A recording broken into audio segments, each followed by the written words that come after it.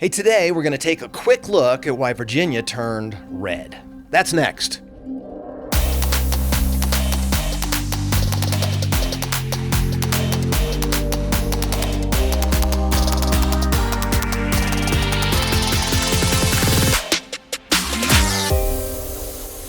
Hey, welcome back to the Barry Farah Show Culture Shift. And boy, is today's talk all about culture. As we learn more about the Virginia upset, there are lasting lessons. I'm going to get to the second half of the inflation discussion next time. But we did have a historic election, and we really should learn from it while the lessons are fresh. So back in November of 2020, Virginia went for Democrat Biden by 10 points. In November of 2021, Virginia went for Republican Glenn Youngkin by 2 points. That's a 12-point swing. How'd he do it? And can it be replicated? First, Youngkin is a very pleasant person. He doesn't turn off the Volvo driving suburban mom with a harsh tone. He also didn't shy away from his faith. He used language that signals to that large segment, the Christian community, that he's one of them. For example, he said, "I've long felt a calling to service," and he used words like conviction, blessed, and belief. He helped start Holy Trinity Church on a farm that he purchased. He didn't hide his faith, but he didn't wear it on his sleeve. And his pleasant demeanor did not frighten anyone. Second, Youngkin is disciplined. He did not get caught doing things or saying things that can severely hurt you in a campaign. He didn't anger the base by emphatically saying there was no fraud in the election. He made election integrity a key issue during the primary, but he gave himself latitude to make the issue forward-looking versus trying to undo the past. He stated the obvious: Biden is our president. This helped him come across as pragmatic, focusing on what can actually be controlled. Third, Youngkin is relational. He reached out to the fractured Republican Party and spent hours listening to them and attempting to unify them. He developed, with the help of his capable wife, a personal army to help him win. He went deep into that church community with volunteers and surrogate speakers. He had 27,000 women volunteers, most of whom were church-going moms.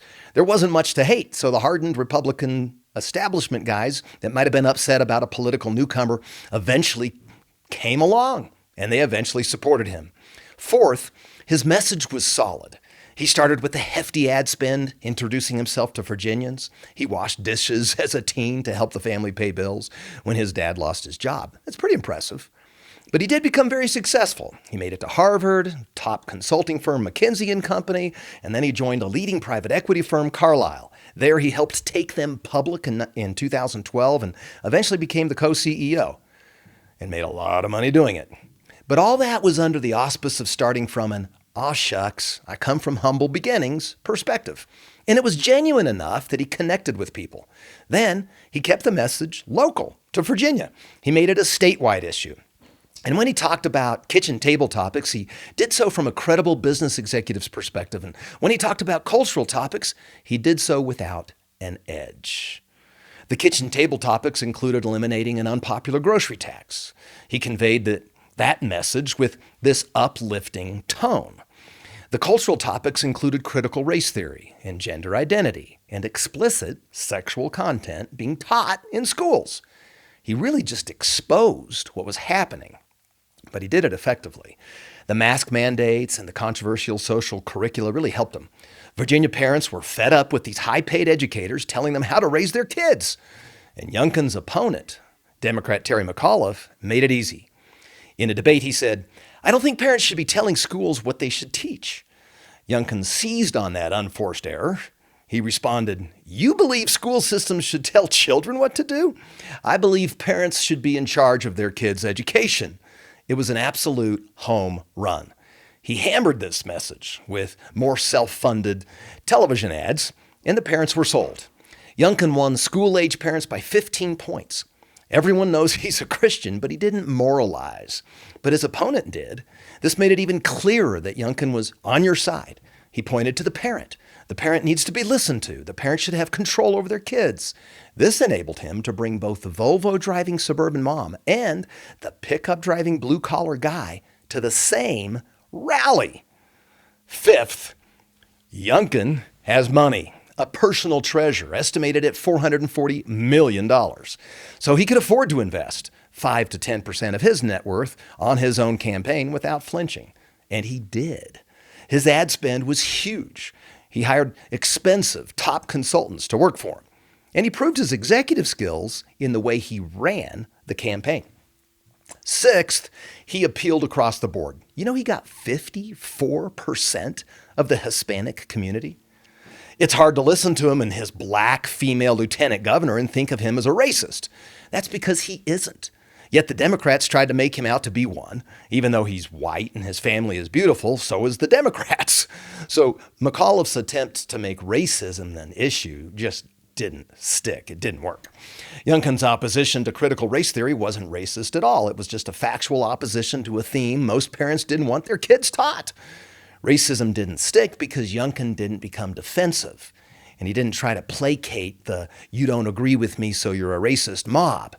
He just focused on what was in it for the citizens of Virginia.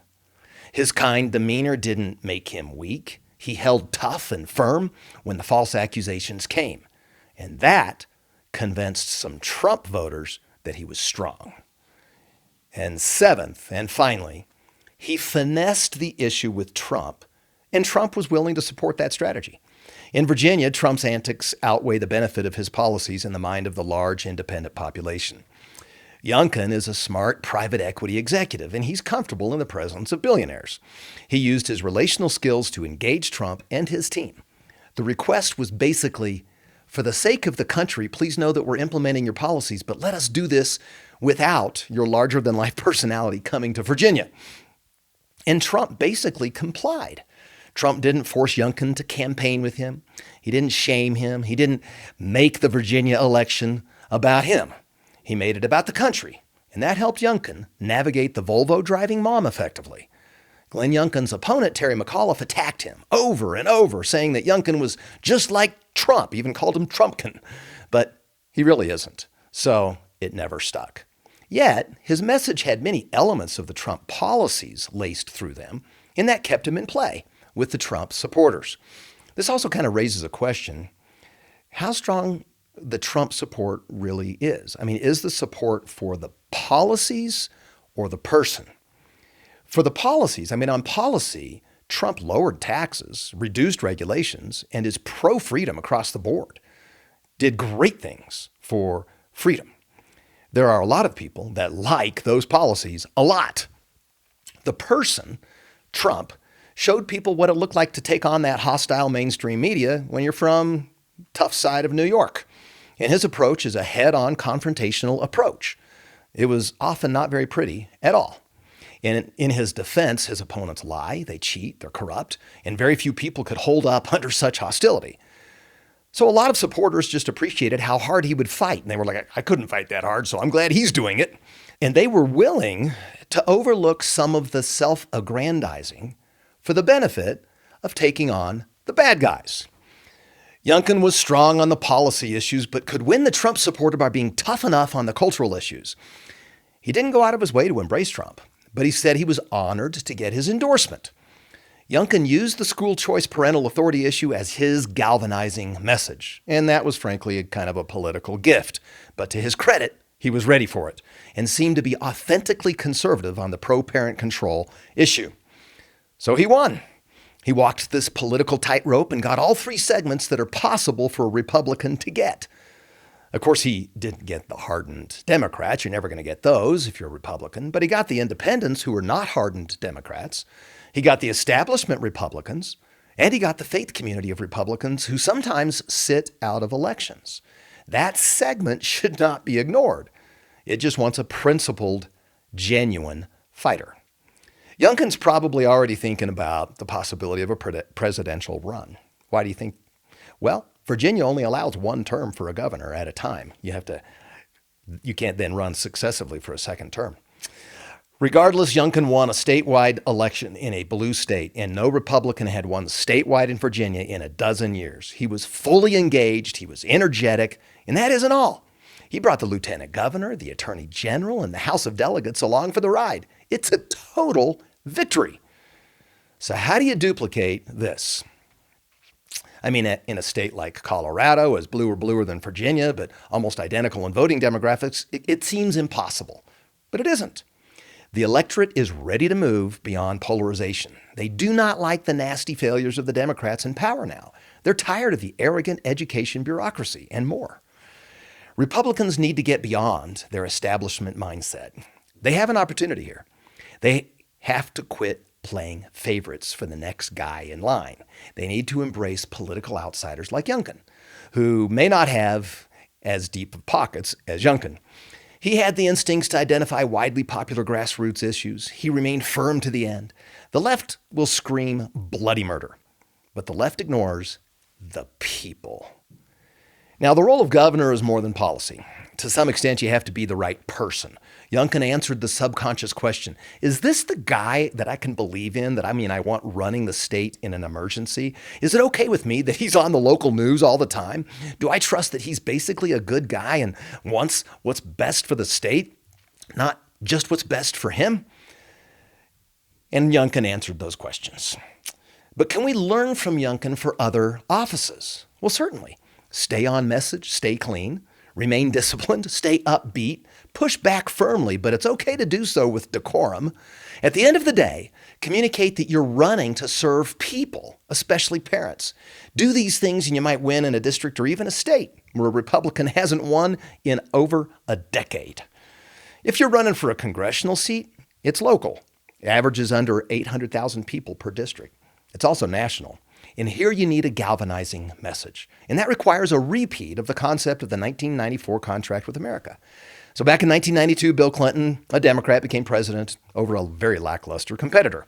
By 1993, he was unpopular for a number of reasons, including his wife, Hillary's overreach. In the off-year election of 1994, Republicans took the House and the Senate. It was the first time in 40 years. Why'd they do that? Well, they developed and ran on a popular contract with America. These included changes to the way Congress would act among themselves. For example, on day one, they would implement that they would require that Congress would submit to the same laws they were making everyone else abide by. They would require a 60% majority vote to pass any tax increase. Imagine that. They'd require all the meetings to be open to the public, and they would require a more transparent budgeting process. And in addition to those rule changes internally, they pledged to bring to the floor 10 bills that would affect policy across the country. The text of those bills were actually released before the election. They included a balanced budget. That would be amazing. Tax cuts, term limits for Congress, tort reform, and welfare reform. Most of these popular reforms didn't make it out of Congress. Some got vetoed by President Clinton. A few were actually implemented. But if you're in Congress now, put together a revised and improved contract for America. Learn from those past mistakes, figure out a better way to do it so that it doesn't get shut down by the Supreme Court or shut down by Congress. And if you're wanting to be in Congress, start running on those broadly popular ideas now. They support limited government, and those support your freedom. In any event, whether you're running for mayor, city council, or governor, the lessons learned from Youngkin should not be ignored. To your freedom. And God bless you. Hi, I'm David Farah. Thank you for listening to my dad's podcast, The Barry Farah Show, Culture Shift. Click subscribe now to be sure you don't miss an episode. Share this podcast with your friends on social media and give The Barry Farah Show your 5-star rating. Check out today's show notes below this episode and at thebarryfarahshow.com.